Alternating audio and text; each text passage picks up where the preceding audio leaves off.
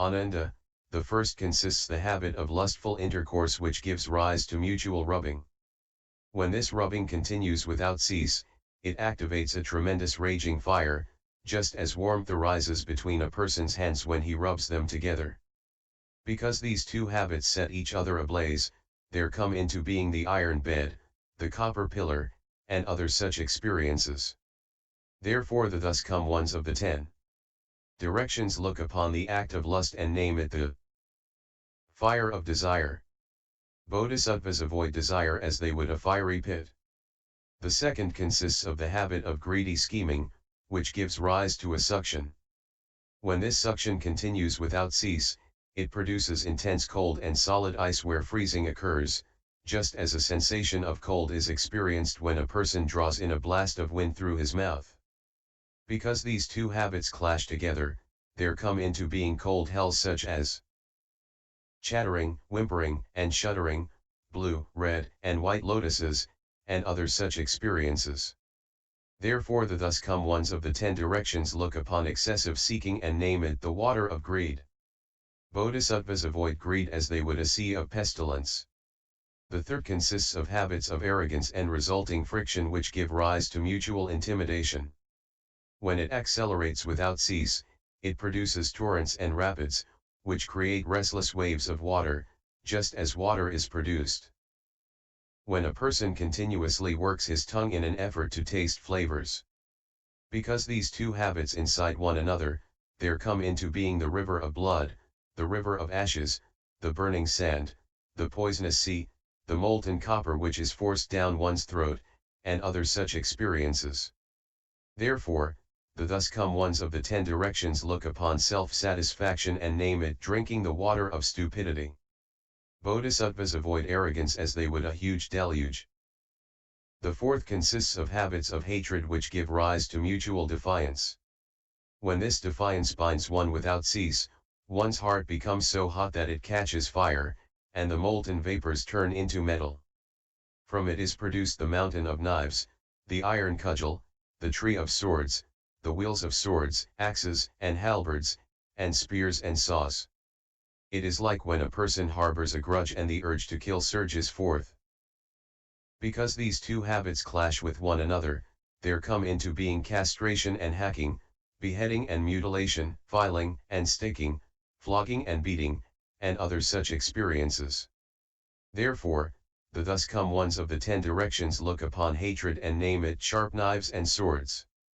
Bodhisattvas avoid hatred as they would a massacre.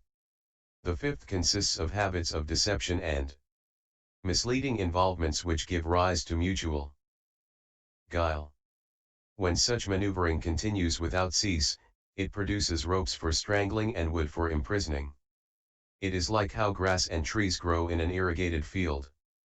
Because the two habits perpetuate one another, there come into being handcuffs and fetters, cangs and locks, whips and clubs, sticks and cudgels, and other such experiences. Therefore, the thus come ones of the 10 directions look upon deception and name it a treacherous crook. Bodhisattvas fear deception as they would a savage wolf. The sixth consists of the habit of lying combined with continual fraudulence which give rise to mutual cheating. When false accusations continue without cease, one becomes adept at corruption. From this there come into being such filthy impurities as dirt, excrement, and urine. It is like the obscuring of one's vision when the dust is stirred up by the wind. Because these two habits augment one another, there come into being sinking and drowning, tossing and pitching, flying and falling, floating and submerging, and other such experiences. Therefore, the thus come ones of the 10 directions look upon lying and name it robbery and murder. Bodhisattvas regard lying as they would treading on a venomous snake. The seventh consists of the habits of enmity and mutual suspicion, which give rise to grievances. From this there come into being the experiences of being pelted by flying rocks or gravel, being imprisoned in a box, car, or urn, and being bagged and struck. It is like a treacherous person who harbors evil in his mind.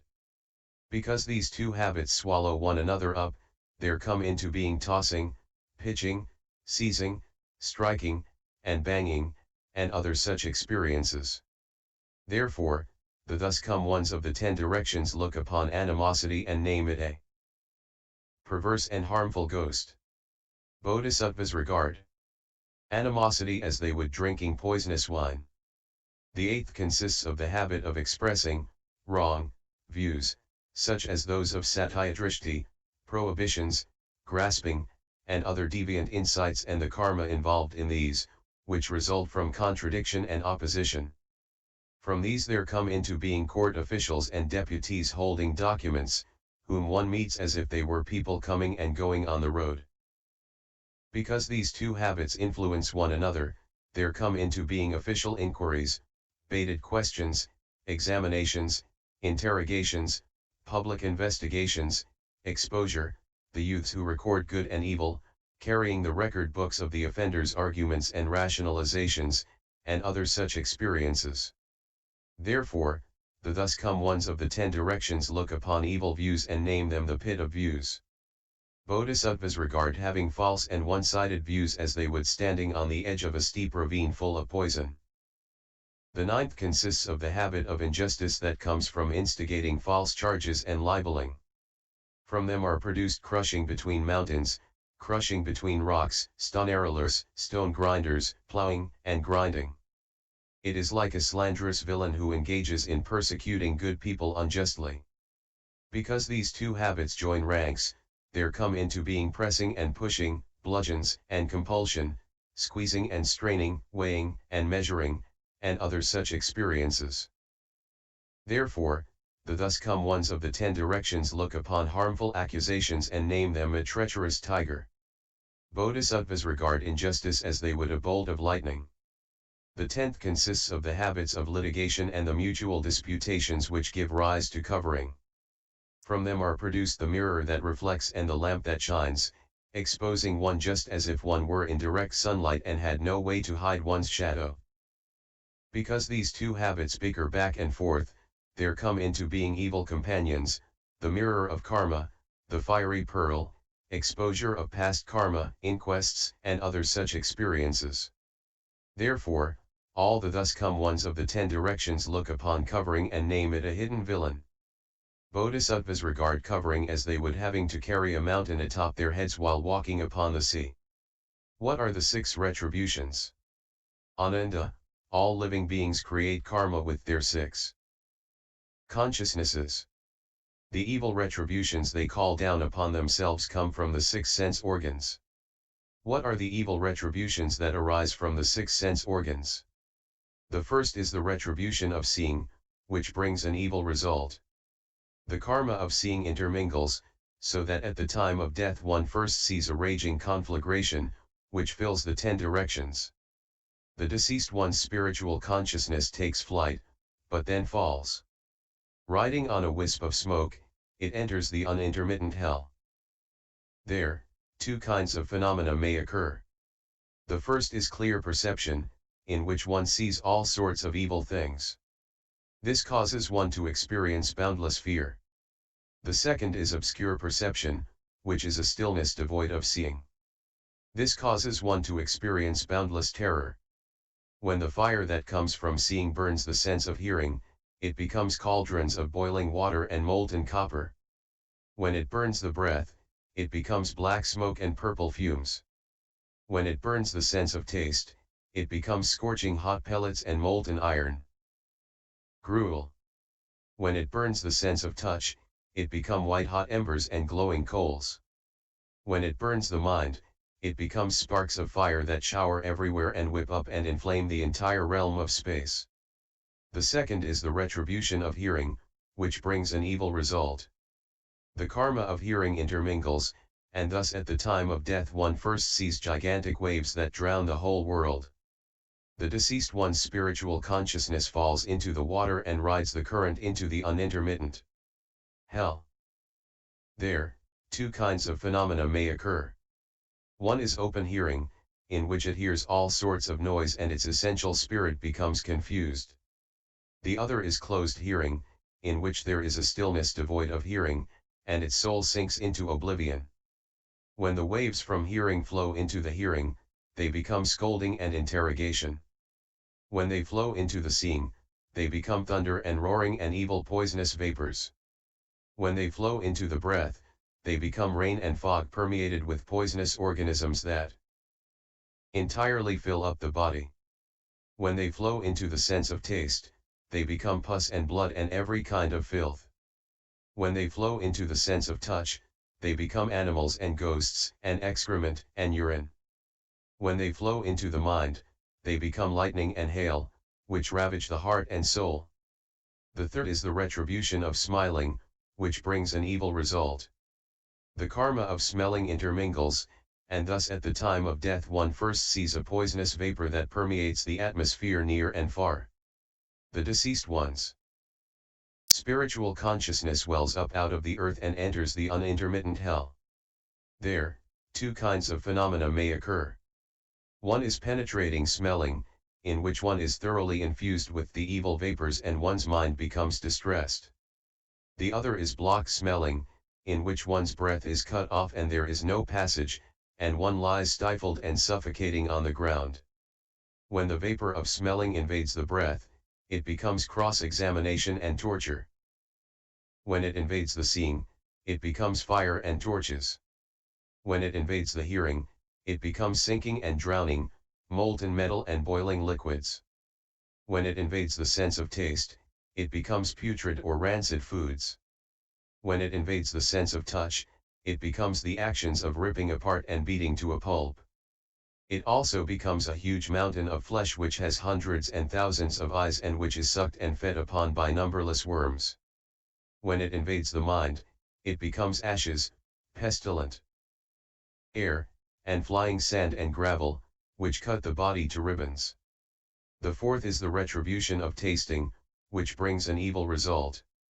This karma of tasting intermingles, and thus at the time of death one first sees an iron net ablaze with a raging fire that covers over the entire world.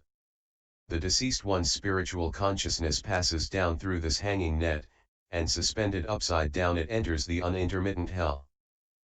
There, two kinds of phenomena may occur. One is a sucking air, which congeals into ice so that it freezes the flesh of his body until it bursts open. The other is a spitting blast of air, which spews out a raging fire that roasts his bones and marrow to a crisp. When the tasting of flavors passes through the sense of taste, it becomes what must be acknowledged and what must be endured.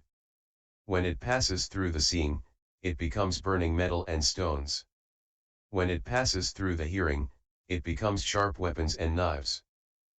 When it passes through the sense of smell, it becomes a vast iron cage that encloses the entire land. When it passes through the sense of touch, it becomes bows and arrows, crossbows, and darts. When it passes through the mind, it becomes flying pieces of molten iron that rain down from out of space. The fifth is the retribution of touching, which brings an evil result.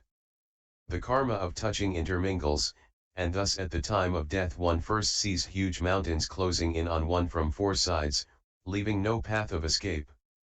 The deceased one's spiritual consciousness then sees a vast iron city. Fiery snakes and fiery dogs, wolves, lions, ox-headed jail keepers, and horse-headed rakshasas brandishing spears and lances drive it into the iron city toward the unintermittent hell. There, two kinds of phenomena may occur. One is touch that involves coming together, in which mountains come together to squeeze its body until its flesh, bones, and blood are totally dispersed. The other is touch that involves separation, in which knives and swords attack the body, ripping the heart and liver to shreds. When this touching passes through the sensation of touch, it becomes colliding, striking, stabbing, and piercing. When it passes through the seeing, it becomes burning and scorching. When it passes through the hearing, one hears the sounds on the path to the hells, at the gate to the hells, and in the courts of trial. When it passes through the sense of smell, it becomes enclosures, bags, interrogation, and binding up. When it passes through the sense of taste, it becomes plowing, pinching, chopping, and severing. When it passes through the mind, it becomes falling, flying, frying, and broiling. The sixth is the retribution of thinking, which brings an evil result. The karma of thinking intermingles, and thus at the time of death one first sees a foul wind which devastates the land. The deceased one's spiritual consciousness is blown up into space, and then, spiraling downward, it rides that wind straight into the unintermittent hell. There, two kinds of phenomena may occur.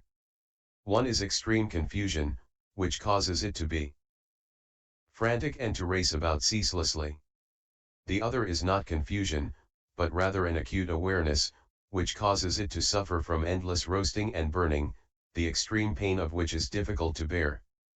When this deviant thought combines with thinking, it becomes locations and places. When it combines with seeing, it becomes inspection and testimonies. When it combines with hearing, it becomes huge crushing rocks, ice and frost, dirt and fog. When it combines with smelling, it becomes a great fiery car, a fiery boat, and a fiery jail. When it combines with tasting, it becomes loud calling, wailing, and regretful weeping.